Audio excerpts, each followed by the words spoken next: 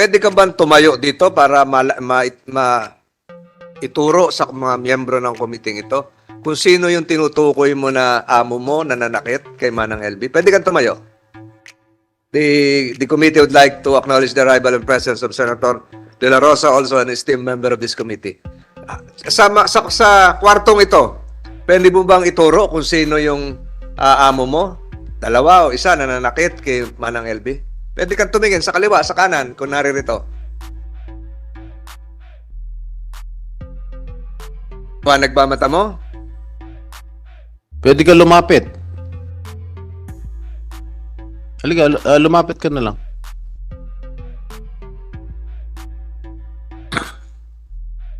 Hindi naman eksakto malapit. Pwede mo ba ituro kung sino yung sinasabi mo kanina? Sino dyan? Nanakit kay Manang LB. Mm. Sino? Can you point directly? Please assist. Pwede mong ituro in the presence of the committee members. Sino? The committee secretariat is directed to reflect in the records of these proceedings that alias Dodong has just pointed to a woman resource person whose nameplate indicates Mrs. Franz Garcia Ruiz. Isa lang, Dodong? Isa lang yung tinuro. Yung nakaputi na babae. Let the records reflect the same. Kung ngayon ay nakapanumpa, alin ba si Dodong? Pakitaas ang kamay. Ayun, doon ako nakatingin sa isa kasi naka-diagonal yung nameplate mo. Dodong, pwede mo bang ilahad sa committee ito bagamat makakakuha rin kami ng iyong sinumpa? Ang salaysay, manggagaling sa Philippine National Police. Kung ano talaga yung nangyari nung isang linggo na di umano ay binaril ka, pwedeng ilahad mo yon saan nangyari, anong oras, at ano siguro sa palagay mong personal na motibo kung bakit ka pinagtangkaan sa iyong buhay. Pakibukas yung mikropono. Wala lang po. Wala naman po. Daw panakot ang ata. State muna kung taga saan ka, saan ka naninirahan ngayon, at saan ka nagmula ngayong umagang ito. Po, sa Mindoro po. Mindoro, Tubili po. Sa Mindoro, Occidental, Oriental? Oriental po. Oriental. Hindi Occidental. Ano ba? Pwede mo naman tanggalin yung iyong face mask para magkaintindihan. Ayan. Galing ka ng Mindoro at nagtrabaho ka rin ba sa mag-asawang Ruiz? Opo, dati po. Dati. Pero ngayon, saan ka nagtatrabaho? Doon sa Paluan, Tubili po. Saan? Tubili. Ano yung barangay? Barangay Paluan. Sa Paluan, bayan ng Paluan. Opo. So, ano yung nangyari nung isang linggo na binaril ka? Opo. Daw panakot lang ata po. Panakot. Hindi ko alam eh. Tinakot ka? Saan ka binaril? Anong oras? Malas 9 po. Ng umaga, ng gabi? Gabi po. Gabi. Pinasok ka ng Malas 9. mga PNP. Namumukan mo ba yung mga pulis na masok sa iyong tahanan? Opo. Namumukan mo? Pasok sa bahay po. Opo. Na hindi na ko kilala eh. Pero namumukan mo? Hindi po, nakabonit po. Nakabonet. Ilan silang pumasok sa bahay mo? Isa lang po. Isa lang. Tinutukan ka baril o pinutukan ka? Putukan lang po. Buti nakaiwas ka. Tapos papunta ako sa baba, sa likod ng bahay. Sunod sa akin. Putok uli doon sa likod. Paputok sa taas o Opo. sa'yo? Sa baba na, sa taas na po. Hindi tinutok sa'yo? Hindi po. Pero yung unang putok, Sa loob sa bahay po. ikaw ang binaril. Opo. Kilala mo, hindi mo kilala, pero anong uri ito ng tao? Mahabang buhok? Maiksing buhok? Hindi na ko kilala po eh. Hindi mo kilala. Hindi na ko kilala ang mukha. Okay. Nakabunit po. So, hindi mo sasabing PNP yun, Your Honor, ang pumasok sa iyo. Ano po? Hindi pulis, pwede. Hindi pulis yun. Pulis ba? Hindi naman pulis. O ano? Hindi Ano po. suot? Ano suot? Itim po. Naka-uniforme bang pulis? Hindi po. Naka Itim lang naka-jacket po. Tapos Naka-jacket naka-pantalon. We cannot pinpoint if those involved are policemen or former military soldiers. So, sige, tuloy mo lang. Tapos doon sa bahay, maalas 9 ng gabi, sipa ng pinto. Sipa ng pinto, nagulat ako. Sabi sa akin, dito ka palang nakatira eh. Di ka rito naputok sa loob. Sabi ko, ihi lang ako. Sundan ko niya. Naputok doon sa likod sa bahay. Tapos takbo ko sa palayan. Sa aming palayan. No, sa palayan, Hindi na po. Doon lang sa bomba sa likod ng bahay po. nawala na. May narinig ka sa sasakyan na umalis, nag-start, motor, o kung ano. Wala po. Lakad lang. Iwan ko po, hindi ko alam po. Nagtatakbo ka na. Ilang metro o kilometro ang tinakbo mo? Madilim. Malayo po. Sino ang kasama mo sa bahay? Ako lang isa po. Ikaw lang mag-isa? Opo.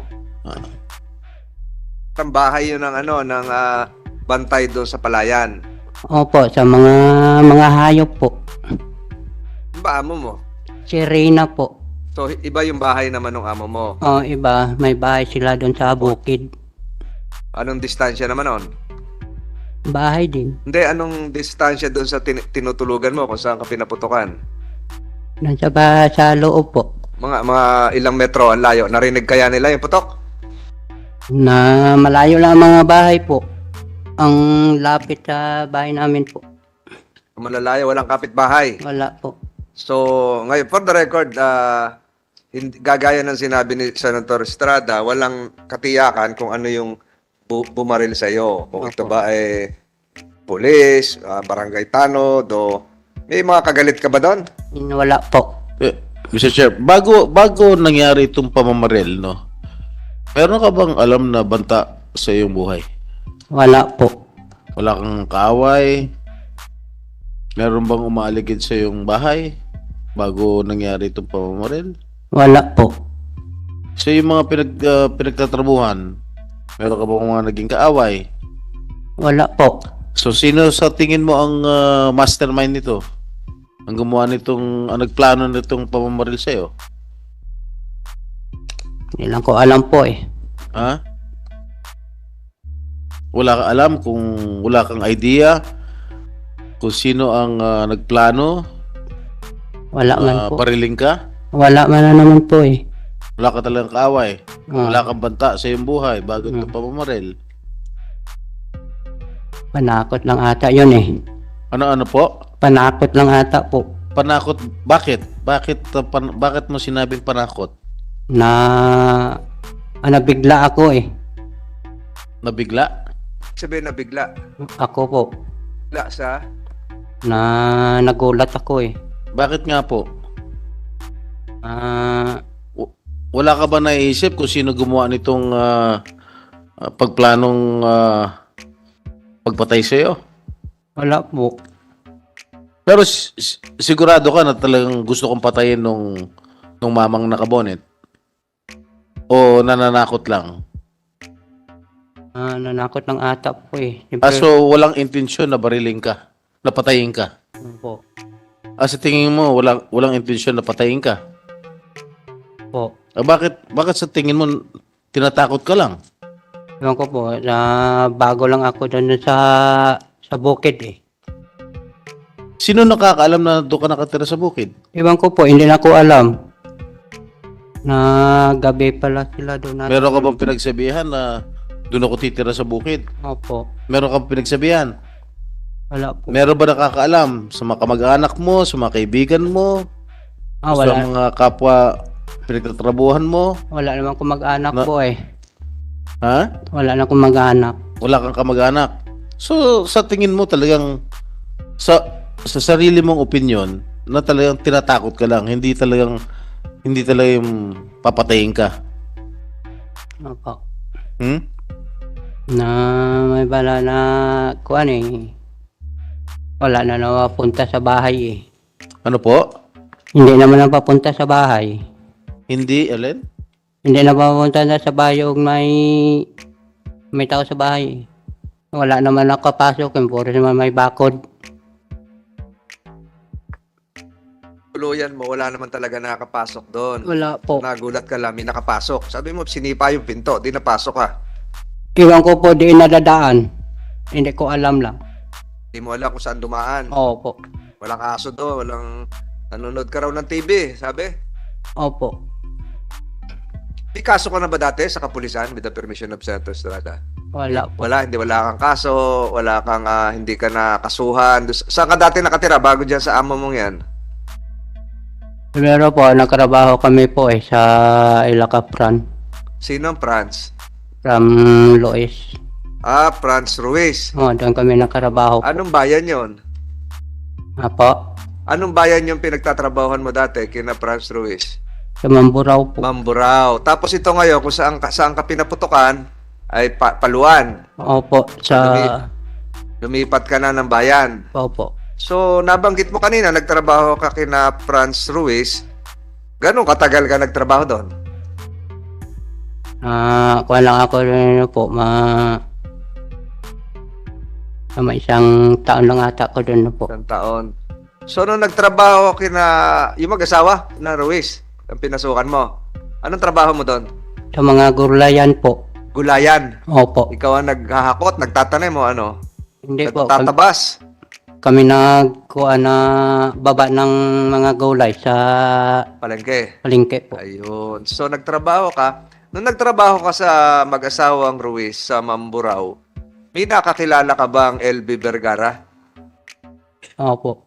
Ano ibig sabihin nakilala mo? Nakasama mo sa trabaho? Opo. Kasama namin trabaho yon. Ha? Kasama namin trabaho. Kasama mo sa trabaho. Ibig sabihin, isang bahay lang ang tinitira nyo. Opo. Araw-araw nakikita mo siya. Araw-araw po. Araw-araw nakikita mo. At doon sa mahigit isang taon ka kamong nagtrabaho doon sa mag-asawang Ruiz, nung unang punta mo doon, sino nauna sa inyo nung LB Vergara? Ikaw o siya? Siya po. Nauna siya. Opo. Tinatnan mo na lang. Ha? Inabutan mo na lang siya doon. Opo. Ayun. Nung inabutan mo siya doon, nauna siya, hindi mo alam kung gano'ng katagal. Nakakita pa siya noon? Opo. Yung dalawang mata, nakakita pa. Opo. Ayun. Tapos, nung umalis ka, nakakita pa siya? Ikita ko po. Hindi, yung meron pa siyang paningin, nakakakita pa siya? Mayroon pa po. Nakakita siya po. Siya. Opo. Ilang mata? Dalawa po. Dalawang mata. Hindi pa siya bulag. Hindi pa bulag na masyado po. Hindi pa bulag. Ay, sabihin na, hindi pa bulag masyado. Malabo na? Opo. Kaliwa, kanan? Kanan po. Kanan. Pero, nung nandoon ka, meron ka bang pagkakataon na nakitang minanakit kay LB Vergara? Opo. Nakita mo na may sinaktan. Opo. Sino ang nakita mong nanakit? Si Fran po. Franz. Yung babae. Opo. Paano, with the permission of the chair, Go ahead, go ahead. paano nanakit si Aling Franz, si Ma'am Franz? Anong ginamit niya? Nanuntok ba? Opo. Nanuntok. Sarili niyang kamao? Ano pa? Nanuntok. May ginamit ba siyang mga instrumento katulad ng kahoy o bakal? Pinukpok sa ulo niya? Opo. Ano nga? Hindi, sabihin niyo sa akin. Tapos po, Hindi, sagutin niyo muna yung tanong ko. Anong mga instrumento ginamit niya para ipampukpok sa ulo ni Aling LV? na martilyo po. Martilyo. Martilyo. Tilyo. Opo. Saan pinartilyo? With Don Del Joseph Senator Estrada. Saan may nartilyo? Sa ulo? Sa mata? Saan? Kuan lang po. Dito lang po sa likod. Sa likod. Oh. Ano pa? Sinuntok pa siya. Sinuntok pa siya po. Sinandok? Sinuntok siya po. Sinuntok. Opo. Saan? Ano parte ng katawan? Sa katawan o mata po. Sa mata. Opo. No, Nino. Franz po. Ng babae. Opo. Ano pa? Anong ginawa mo na? Hindi ka umawat? Hindi ka humingi ng tulong? Hindi mo sinabihan yung amo mo na Franz na, "Ma'am, tama na po yan." Hindi po. Bakit? Tatakot ako po eh. Ba't ka natakot? Alam mo na minamaltrato yung kasama mo sa bahay. Balik kami mag-away eh. Wala kang ginawang aksyon. Ulit, Ayaw ko mag-away po eh. Kaming dalawa eh. Ni Fran eh. Tatakot ko eh. Siyempre babae yan eh. Okay. Mang Dodong. Ilan taon ka na ba? Mang Dodong, mas matanda pala ako sa'yo. Dodong, ilan taon ka na? Naigit ng 30 po. 30 anyos ka na. Opo. Okay. Kalahati na edad ko. Gaano kadalas saktan si Aling LV? Magabi lang siya po nasaktan. Ha? Gabi po. Gaano kadalas mo nakikitang sinasaktan si Aling LV? Diyan kami po eh sa loob sa kusina. O nga, gaano kadalas? Araw-araw ba siya ginugulpe, sinusuntok, minamartilyo? Dalawa po. Anong dalawa? Dalawang gabi po. Araw. Dalawang gabi mo nasaksihan Opo. ang panununtok ni Aling LV o pagmamaltrato kay Aling LV. Dalawang araw lang? Dalawang gabi po eh. Ano, sumagot ka. Alam mo, Dodong, huwag ka matakot at bibigyan ka namin ng seguridad dito. Nandyan mga kapulisan natin. Sige. So, ilahad mo na yung tunay na pangyayari kung ano ang nalalaman mo. Buong nalalaman mo sa pagmamaltrato, sa panununtok, pananakit kay Aling LV ni Ginang Franz. Meron na yan. Bago ako napasok doon, sinuntok siya. Sinuntok, sipa, tadyak, untok sa CR, chup-chup sa loob ng CR sa duro. Hindi, kasi ulitin mo nga ano. nandun ka rin sa CR, nakita mo? Opo. Malaki ba yung CR? Wala na po. Isa lang CR namin doon po. Malaki. Bukas yung pinto. Ano nangyari? Paano mo nakita naman yun? Nasa CR. Opo. Kita namin doon po sa may kuwan. Bukod sa'yo, sino pa ang nakasaksi nito? Sino nakakita? Ikaw lang o meron pa iba? Wala na po. Wala nang iba. Nung nakikita mong ginugulpi si LB, Manang LB, ikaw lang ang nakakita. Wala nang iba? Wala nang ibang kasamahan ka sa trabaho na nakapanood din? Wala po. Ikaw lang. Opo. Meron bang alam ka na insidente na ginulpi rin si Manang LB pero wala ka doon, iba naman yung nakakita? Opo. Meron naman ganon. Opo. Sino naman yun nakakita? Iwan ko po. Hindi na ko alam. Siyempre, karmi ako sa bukid eh. Umaga lang ako papunta sa bukid eh. Pero itong pinangyarihan kanina na sinasabi mo may kusina. Anong ginagawa mo doon sa kusina? Doon ba kayo nakain lahat o nakakuha ng pagkain? Opo. So gabi-gabi nakuha kayo ng pagkain? Opo. O nakain doon? Doon kami kumain po sa loob. So doon siya binubugbog. Opo. Yung kusina, meron CR. Opo. Eh di marami kayo nakain doon. Ilan ba kayo Marami nagtatrabaho? Dami kami doon po. Marami. So bakit ikaw lang ang nakakita kung marami nagtatrabaho? May nakita na ko siya po eh. Ano? Pakiulit? Nakita na ko siya po. Hindi ko na. Nakita mo siya. Opo. So nung nandoon ka, ikaw lang yung nakain doon. Opo, pero marami kami. Marami. Marami kayo nakain pero ikaw lang nakakita doon sa CR. Opo. Hindi ba siya sumisigaw? Ayaw ko po eh. Ha? Ayaw ko po.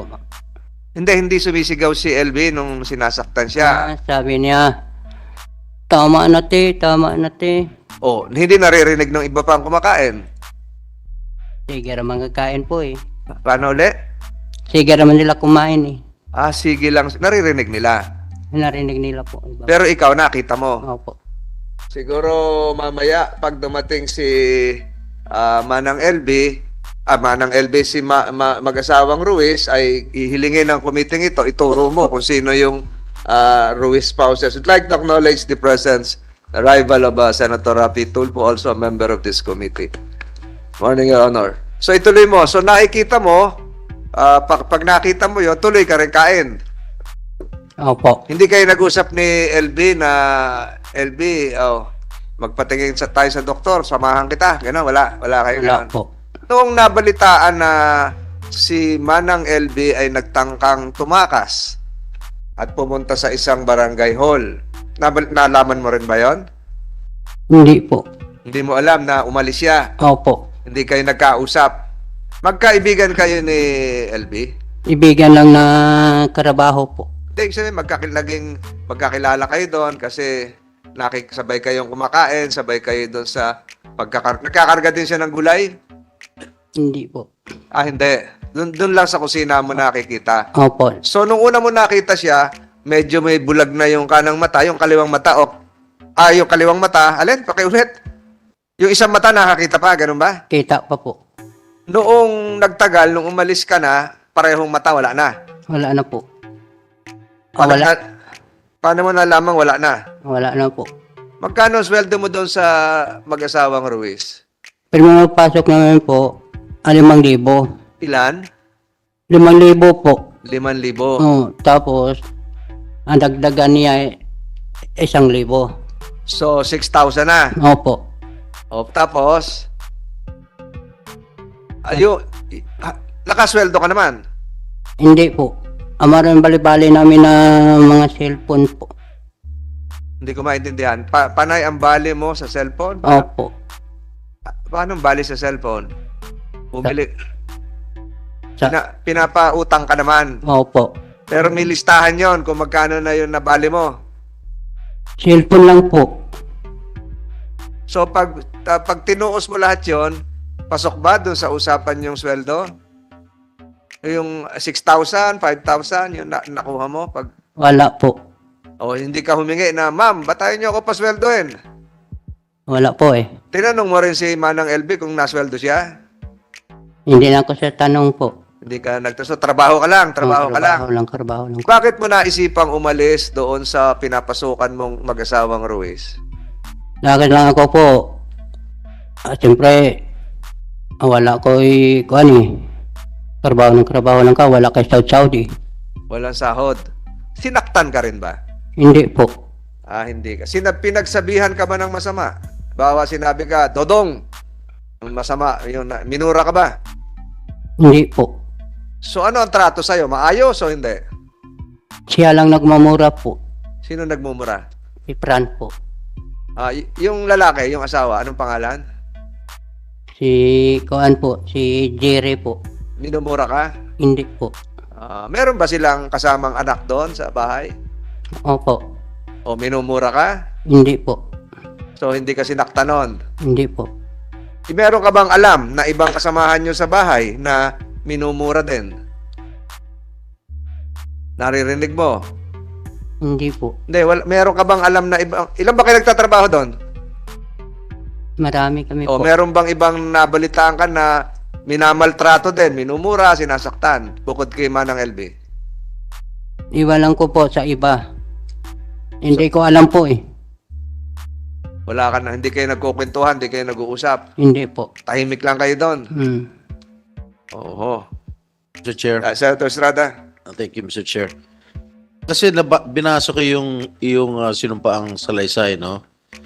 At ang iyong pahayag, nakalagay dito, nakita at nasaksihan ng dalawang mata ko po ang halos araw-araw pong ginagawang pananakit, panggugulpe, at pagmamaltrato nila kay LV, lalong-lalo na si Mrs. Ruiz, na walang awa, walang puso, walang kaluluwa, at hindi makataong ginagawa niya sa kanya, kagaya ng pagbubugbog, panununtok, paninipa, pagumpog ng ulo ni LV sa CR at Inidoro.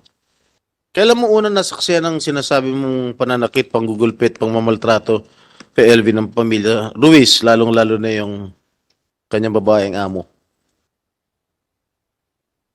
Ano mo daw unang nakita? Pero before that, with the indulgence of my colleagues here,